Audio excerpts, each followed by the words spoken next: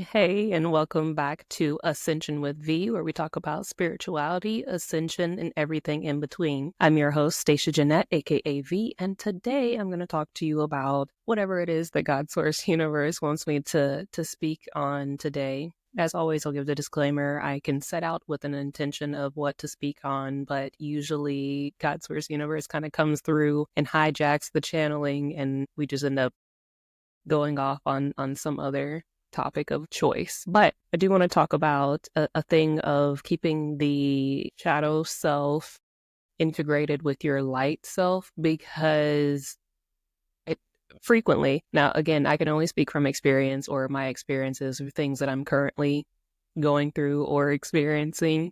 And this being one of them, where I have put myself in this thing of being too much in my light or being too much into my feminine and not integrating enough of my masculine and enough of my darkness or my shadow self into the mix. And an example of how this presents or can present or has been presenting in my life is being afraid of, not even really being afraid, but just erring on the side of caution of how I present myself or how I speak on things or what it is that I do or don't post, just because I'm trying to like keep the Libra scales balanced, so to speak, the scales of justice balanced, so to speak, and not just be out there throwing grenades into the air willy-nilly, carelessly. And I'm very cautious about the things that I say and the things that I do, but it has, in the past, recent past for me, has been something that's kind of like kept a lot of what it is that I'm creating or kept a lot of what it is that I have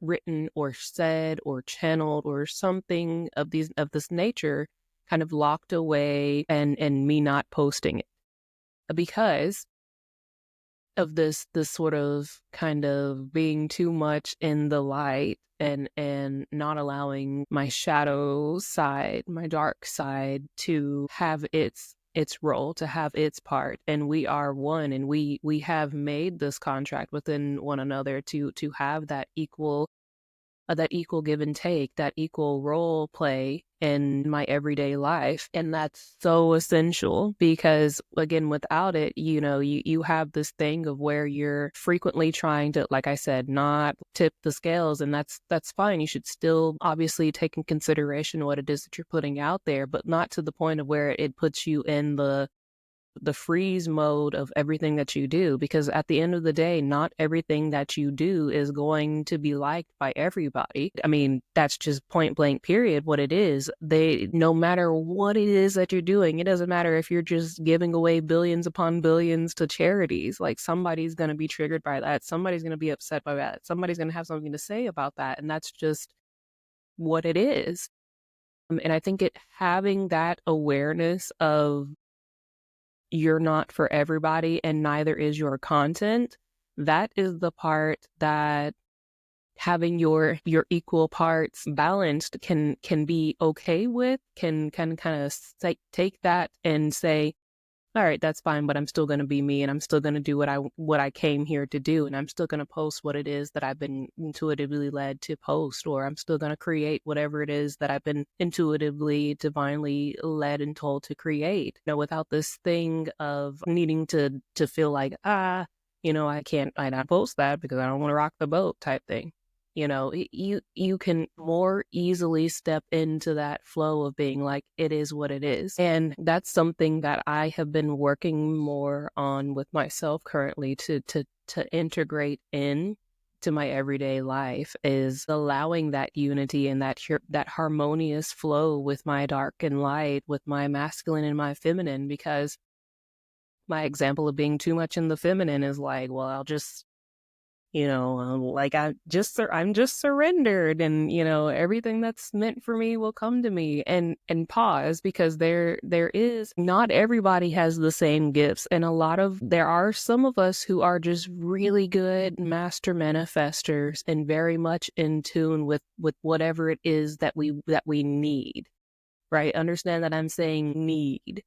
So being in that laxed, surrendered state is the ultimate sign of abundance, of worthiness, of frequency, of trust for the universe to then bring into you what it is that you need, right? Because you're not putting out this like conflicting signal of being like, well, like, am I worthy of that? Is that going to happen? Is it okay? Am I okay? Is it going to be okay? You're not having this like anxious energy blocking the signal between you and the divine. There's no like wires being crossed in the ordering process as if you're placing an order on Amazon. You just looked, you found what it is that you wanted, whatever you needed on Amazon, you placed the order, and then like, that's it. The behind the scenes works takes care of it. Just same way on, when you're placing an order on Amazon, like you're not worried about the logistics of how it gets to you. It just gets to you. Usually after you hit the buy now button, it tells you whatever date it could be expected, and you go on about your day. Like you're not looking, trying to figure out, well, who's going to be handling it? Well, how long is shipping and handling going to take? Well, what are they doing with the shipping? What is shipping and handling? It's none of these like behind the scene questions that are going on in that process, much as being in that lax state when you know that you have this master manifesting, very clear connection to God source universe. It's like that. There's both parts here of it, if that's something that I've had to differentiate on, where my issue is knowing that I approach life with like the Amazon ordering process, and they got jokes. Yeah, like too much. Do you know what I'm saying? The reason why I've gotten to this point is because I've literally had nothing else to go off of except for my unwavering faith in God's source universe and the divine. Like through the most terrible shit in my life, the only thing that I could consistently count on was God's source universe coming through and providing for me and bringing me whatever it is that I needed when I needed it, as I needed it. And a lot of the times while I was going through my shit, I didn't even know what it was that I needed, right? So like, this is how surrendered I was, because I had no choice. Like my back was up against the wall. They gave me the Kevin Hart thing. Like, my back's against the wall. This is not a test. The bitch got the drop on us. Like, help me. It's like this is very much how a large portion of my 32 years of life have been, where I have had to be in this like ultimate rapid surrender place and being okay, right, with not knowing how something is going to turn out, with not knowing whether or not I'm going to wake up the next morning, with not knowing, whether this plan, this project, this person, this place, whatever the case may be, is going to work out, or the logistics behind whatever it is that I want or need, how it's going to work out. And so I think that's something that I'm dealing with, and it's maybe other people have experienced this as well, of, this is how I got to this point. I try to do the thing of introspection to be like, why am I the way that I am? How did I get to this point? Why is this something that's occurring within me? And this is how I got here, of being kind of too laxed or too surrendered in the process, like they like to say. This is how. And so I have been trying to incorporate more of my healed divine masculine energy and my balanced shadow energy, and to kind of balance out when I need to take intuitively, divinely guided actions, right? And so back in 2022, I was too much in my divine masculine energy. From 2020, during the pandemic, I was very much just in my masculine energy. I was doing a lot, like physically. And there's a thing where it's almost like I don't have, it's trying to like balance a light switch in the in-between mode, like in the middle. Me currently, what I'm doing is trying to keep the light switch in the middle, which is, it's hard, it's difficult. And I think anybody who listens to this should understand that as well. It is difficult to try to balance both your light and your dark, your masculine, your feminine, in that healed and balanced manner. But I think we all find that sweet spot, that's really where like the magic can begin. But my reflection on that was when I was too much in my masculine, I wasn't listening to when I needed to be paused, when I needed to be surrendered, when I needed to be waiting, when I needed to be, allowing things to flow like the waves of the ocean, to ebb and flow in and out, or to have that unwavering faith and not kind of care about the logistics of things. Right. That's not what I was doing. I was like, no, this is the plan and this is what we need to do. And this is what needs to be done. And this is how it's going to get done. And this is how it has to get done. Right. And I was trying to like micromanage the universe every step of the way with every single thing that it was that I wanted to get done. And as a Virgo sun, like I had my book, I had my checklist, and I was going down like bam, bam, bam, bam, bam. This is what needs to get done. And that's not it, is not it, especially not right now, especially not as we're going into this new age, this new world, this new life of existence. Is definitely not the move to be here trying to micromanage the universe and trying to play the role of the puppeteer on how everything needs to be and go. So I'm leery of trying to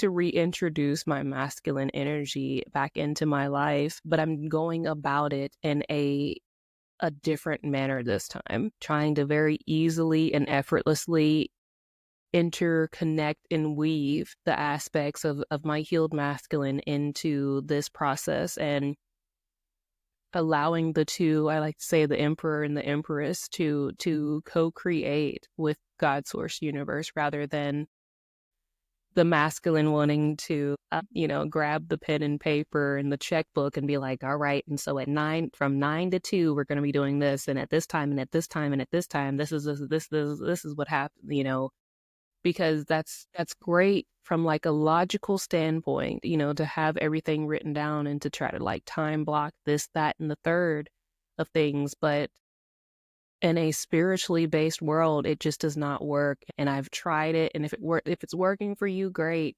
but I've tried it and it just felt restricting. And it felt like I was blocking off a lot of things, a lot of possibilities, a lot of what was divinely meant for me by doing it. Right. Because only here on this 3D world, does time exist, and outside of that, time is an illusion. Time is not real. And so trying to force the universe to comply with these like man-made rules, not only is it like a laughable situation to God source universe, but God source universe has a funny kind of sick sense of humor. So it's like, oh, you're trying to have this done between this time, it like will purposely kind of throw a wrench in your plan, or purposely delay something, you know what I mean? Because you're trying to then micromanage the universe.